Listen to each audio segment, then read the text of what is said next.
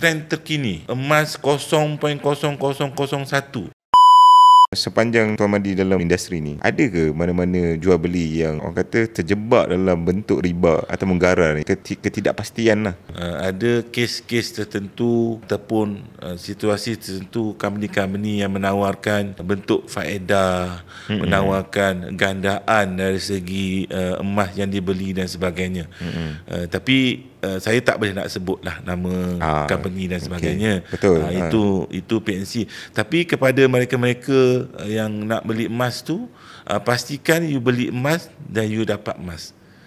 Dan juga tidak ada gandaan, tidak menjanjikan pertambahan gram secara sendirinya. Sebab apa yang you beli, itulah yang you dapat. Nama juga yang sekarang ni trend terkini, emas 0.00001. Itu adalah seboleh-bolehnya elak.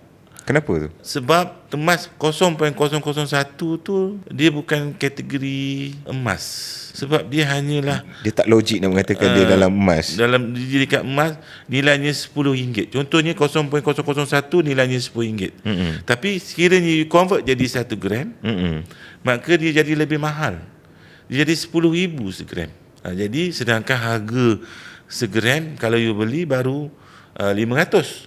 Betul. Kalau you beli emas 0.001 tu yang trending, mungkin you nak beli murah dan sebagainya, dia bukan emas.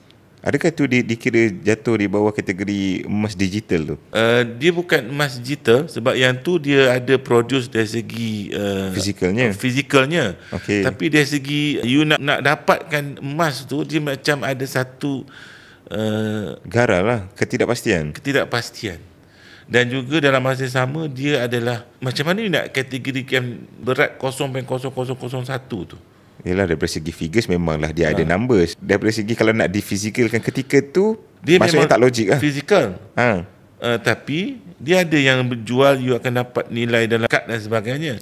Tapi bila you bawa ke tempat lain, di mana dia tak boleh ditukar ataupun dibeli balik. Sebab dia bila dileburkan, dia macam mana nak dileburkan?